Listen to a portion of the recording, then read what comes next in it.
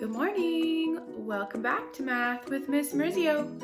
We are on to week 3. Can you even believe it? I cannot. So we are gonna start lesson 85 today using cross products to find proportions. Grab a notebook, grab a pencil. Let's get started. Okay, lesson 85 using cross products to find proportions. Let's start out with a little bit of vocabulary. So the first word we need to define,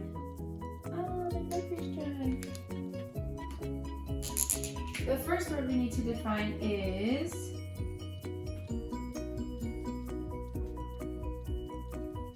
proportion. What is a proportion? We learned this a couple lessons ago, and if you remember, it means equivalent value. So if something is a proportion, it has an equivalent value.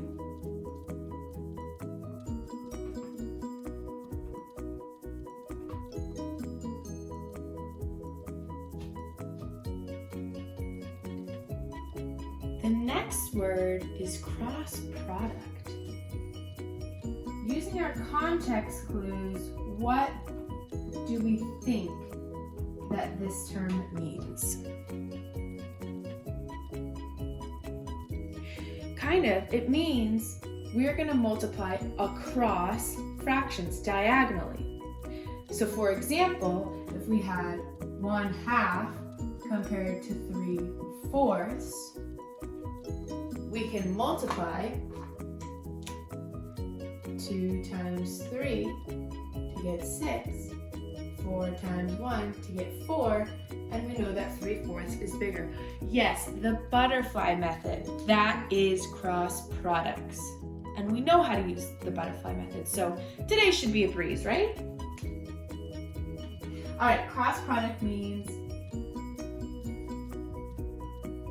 multiplying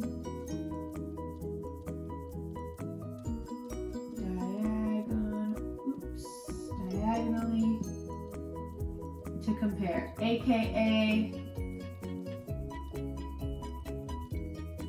butterfly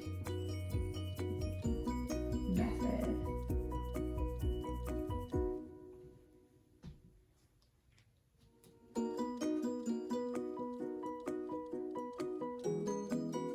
Okay, so we know that proportions are typically written as fractions for now.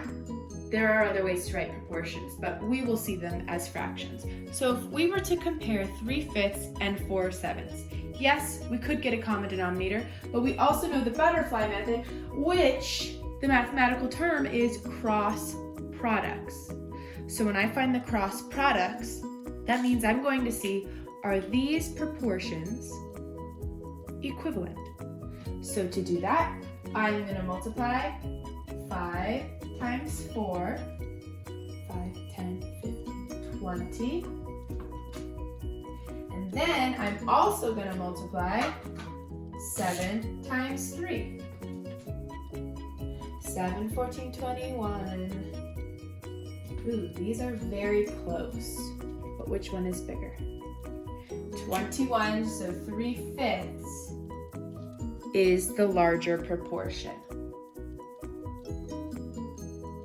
Okay, for this next one, I have a ratio of cats to dogs, and the ratio of cats to dogs is 8 to 12. Now I was given that the proportion, which means the equivalent fraction, is 12 to 18. But I don't know if that's accurate. I don't know if that's true. How can I figure out if 8/12 and 12/18 are a proportion of each other? What does proportion mean? Proportion means equivalent value. So I need to figure out, are these two fractions equal? So basically, I'm going to compare them. And how can I do that? Well, I can use cross products, aka the butterfly method. I'm going to multiply 12 times 12 is 144. Now this one is tricky. 8 times 18. I'm going to try and do this mentally, but I'm going to walk you through it. I know 8 times 10 is 80. And I know 8 times 8 is 64. I know 80 plus 60 is 140. And 140 plus 4 is 144. So what does that mean? If 18 times 8 is 144 and 12 times 12 is 144, that means that this is a proportion. They are of equal values. Okay, for our next example, I have the proportion 6 is to 9 as 10 is to m. Now in the past, when we try to find a missing value in a fraction, we would say 6 times what equals 10? But I can't do that here. It's not possible. So I'm going to use my cross products, aka butterfly method, and I'm going to do 9 times 10 equals 90, but I don't know what we would multiply by 6 to get 90 off the top of my head, so I'm going to divide. 90 divided by 6. When I do 90 divided by 6, I say 6 goes into 9 one time. Subtract, pull down, 6 goes into 30 5 times. So that I know 15 times 6 equals 90. So m equals 15.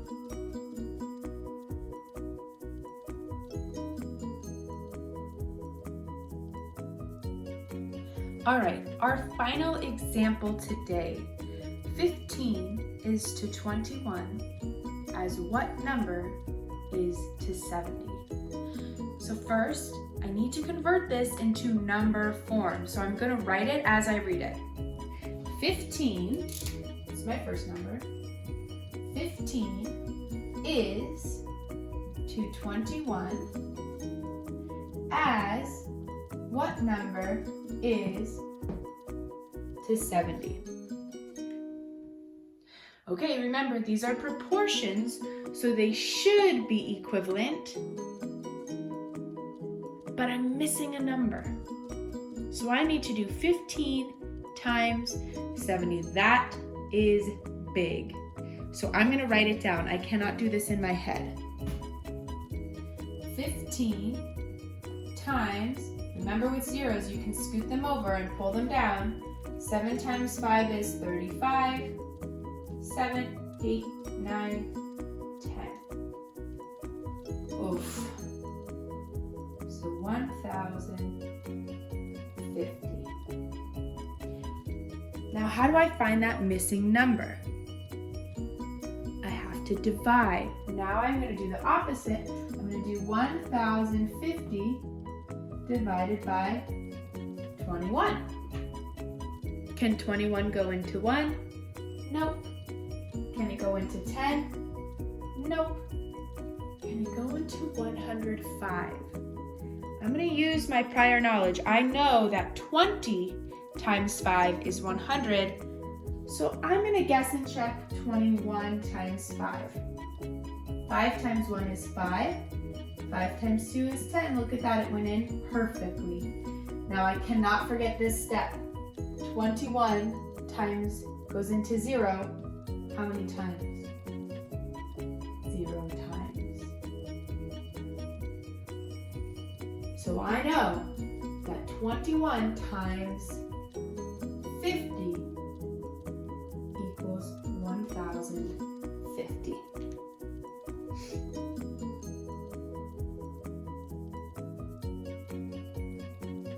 All right, here is an example of the cross products and how we find them.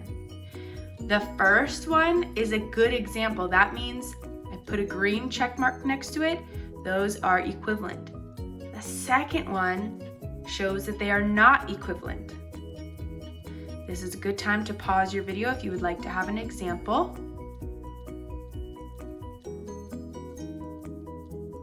All right, good luck on your practice set. Join one of my live videos if you have any questions. I'll see you tomorrow.